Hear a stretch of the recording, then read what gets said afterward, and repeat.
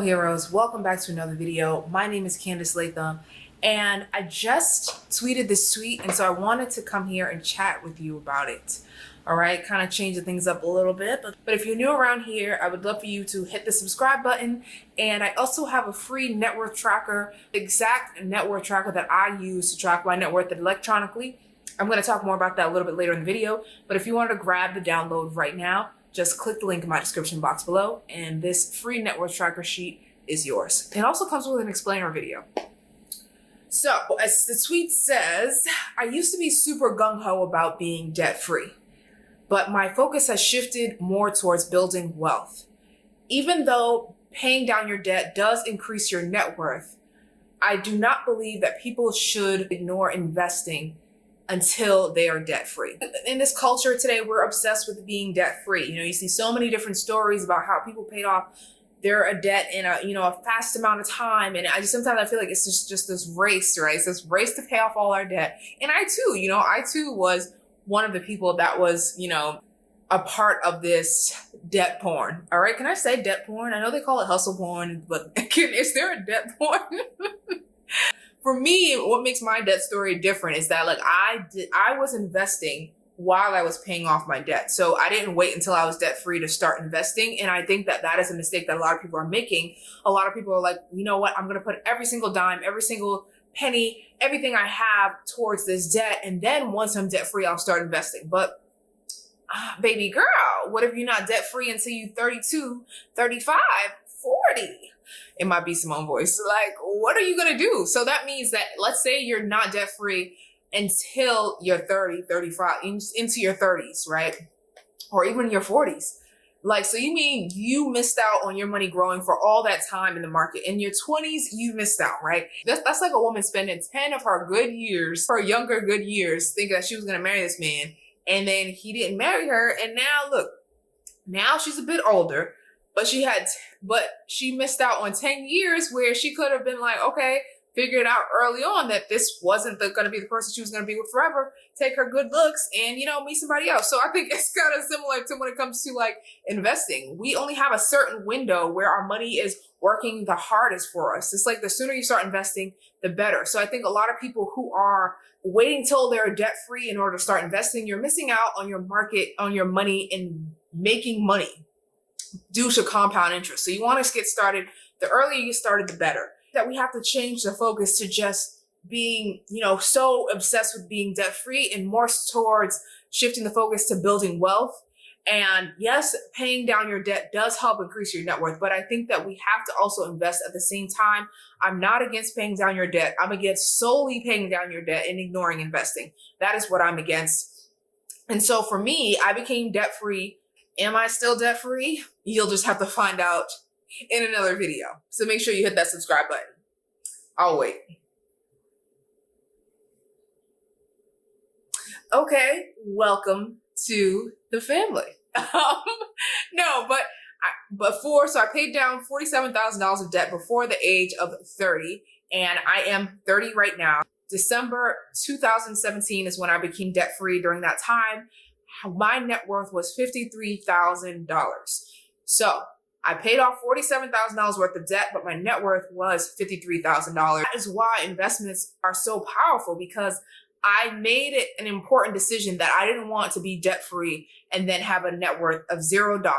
Now I'm like 28, 29, trying to start investing, where my money missed out on all these years that my money could have been growing. And I'm going to share my screen in just a second to show you my net worth, how it grew over the years when I started tracking. I track my net worth. I track my net worth electronically, but I also track it in my Hero in Your Finances 12-month workbook, finance workbook, and growth planner. So if you are interested in picking up a copy, it comes in a spiral bound edition as well as a digital edition. And there's so many things that I cover in this workbook, and I have a tracker, a monthly reflection, a family money meeting, how to budget, create a realistic budget, how to set money goals, how to save, how to pay off debt. So many great things are in this book. So if you're looking to get serious about your finances, you can pick up a copy today. But if you're like, Candice, I'm looking for something a little bit more hands-on, I also have one-on-one money coaching sessions available. So I would love to sit down and chat with you about what your specific money goals are and how we can get you to increase your net worth this year. So you can book a session in the description box below. Everything you need basically is in the description box below. As I was paying down my debt, to just show you what I mean about why investments are important. So this was my investments in May of 2015. And I was paying the minimum on my balance on my student loan debt and my credit card debts until May of 2015. So this is when I actually started getting serious and tracking my net worth. I graduated college in 2011.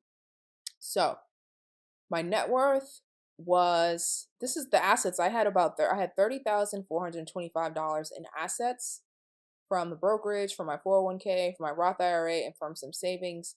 But since I had about $25,000 of debt, that brought my net worth down to $5,440.60.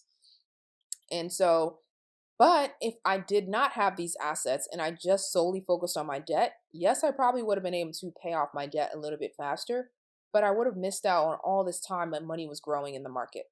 So let me show you. So as I'm paying down my debt, this is my net worth at the top, and these are just how much my assets would be if I did not have this debt. 2015, right? So as we go to like September, now my net worth is at $9,832 because I've paid down some debt. I've paid down about $3,000 of debt. So my net worth is going up, right? So now if we keep going, right? We keep going here. Now where are we? Now we're in, I want to say we are, man, it's hard to say where I am right now. Okay, so now I'm down to like July 6th of 2017. So July 6th of 2017, I down to $5,000 of debt. And my net worth was $45,724.39. So all this time, my assets are growing and my debt is decreasing at the same time. So you can see that once I became debt free, which was in December of 2017, when I became debt free, net worth was $5,380. So $53,000 was my net worth when I became debt free in December of 2017, when I made my final debt payment at that time. So you can just see how important it is that I didn't just become debt free and then just have a net worth of zero because I didn't, save any money and because I didn't have any investments.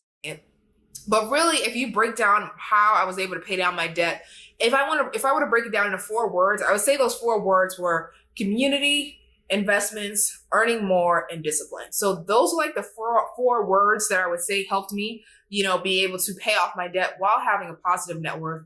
Community, because if you can't see somebody doing something that looks like you, or not even that looks like you, but just also people who are just doing things that you don't even know exist, it's hard for you to actually do those things. So like-minded people give you motivation. They inspire you to be better. They inspire you to reach different kind of goals. And that community for me was the FinCon community, which is a group of other dope personal finance people.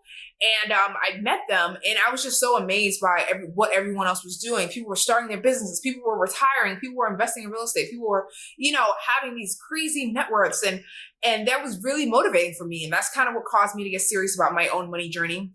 So that was community. Another part was investing. Again, I did not stop investing before I did not neglect my investments while I was on my debt journey. I want to make that clear. So my investments were still growing while I was paying off my debt.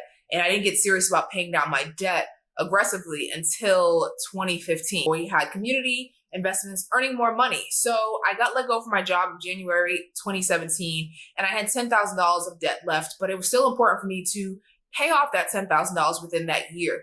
So I ended up earning more money freelancing at a job where I was making more money freelancing at this company than I was at my previous 9-to-5. And then I was also making money from my blog. I was making money from doing designing and marketing for other businesses at the time, which is now turned into the Latham agency. So that was important for me to earn more money so that I can put a large chunks of money that I had towards this debt. And discipline, of course, discipline is huge, because you can have all the money in the world, but if you're not disciplined about how you're spending that money, how you're allocating that money, and what buckets that you're putting that money into, you're not going to be able to reach your money goals if you just get money and then you just spend it frivolously. So I think that those were the 4 terms that I would say were the most important. Also discipline, because I couldn't just go out and buy everything that everyone else is buying. You know, when I graduated college, I didn't just live out on my own. I moved back home so I could save money. And so like discipline, all those things take discipline because I had this goal in mind. My finances were important to me. And yeah, those would be the 4 words that would sum it up. But I just wanted to say that to anybody out here who is, you know, you want to be debt free. I'm not saying there's anything exactly wrong with being debt free. I just want you to be debt free, but also have some assets in there. Can we be debt free and have assets? Yes, please. Like, I think that needs to be the whole movement. It shouldn't just be about, yes, I'm debt free and now my net worth is 0 and now let's start investing. I think you can do both. I don't think you can, don't be like that woman who spent 10 good years with that one man she thought was going to marry her. And then it didn't happen. It didn't work out that way. As I mentioned earlier, I have a free network template for you guys to download if you're interested in getting that. It also comes with an explainer video, so make sure you guys click the link in my description box below to sign up and grab your net worth templates. Make sure you hit that subscribe button because I'm still trying to grow my channel here if you guys enjoyed this content. But I hope you guys enjoyed this video. I hope you found it useful. And again, I just want to encourage us to not just solely be focused on our debt, but also to be focused on the entire thing, just to be focused on, you know, building wealth. And yes, paying down debt is a part of that, but we cannot neglect those investments. All right, guys, until next time, I'm Candice Latham, and I will see you in next week's video. Bye.